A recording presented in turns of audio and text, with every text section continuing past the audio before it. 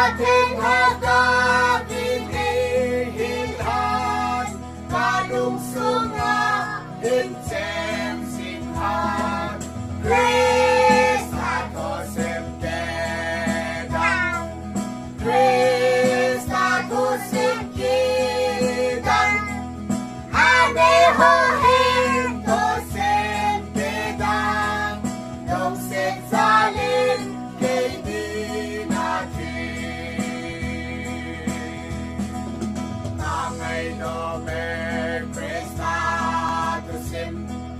Pakay toki kan kom kahi Abunting na aong kasal Nasan dating yehay Krista to sim kedang Krista to sim kedang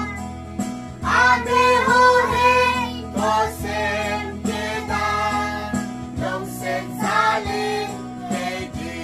natin Kamay no me Krista to sim Ahaw na le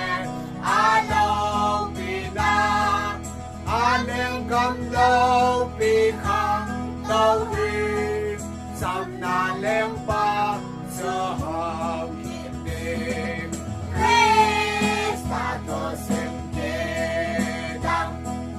Krista to sim kedang Ane hohen to sim kedang Nung sinsalin kay di natin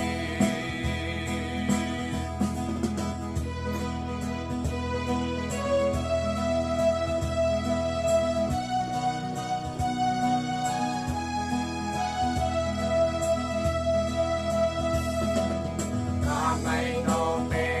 Krista to sim Lihi manong siga to sim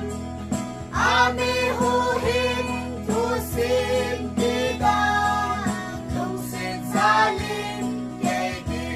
natin Krista to sim Kidang Krista to sim Kidang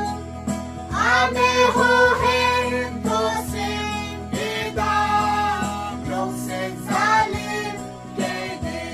natin Kamay no me Krista to sim Atin le alaw pinagsum Patenhaga binihilhan Kalong sunga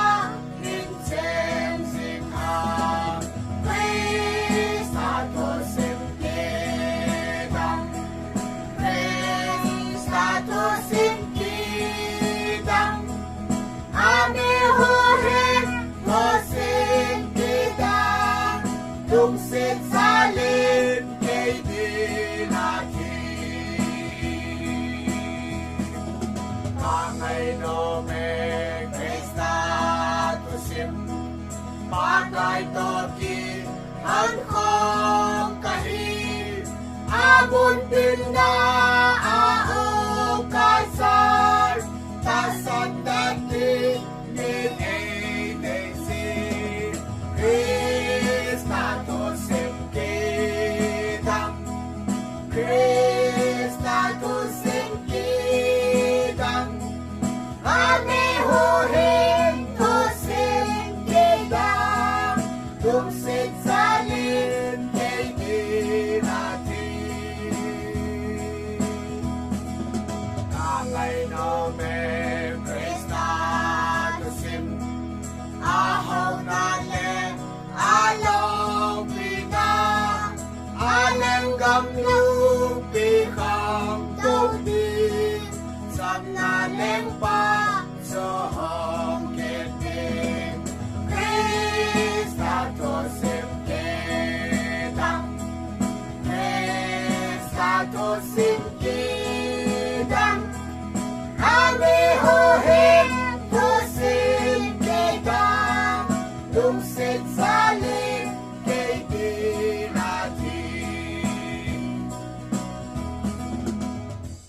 bảo mê ngày à này vì họ dâu xin nó chung chia và kịp bảo thu cả hình xin chỉ lệ đâm xe lại chỉ cả YouTube channel ra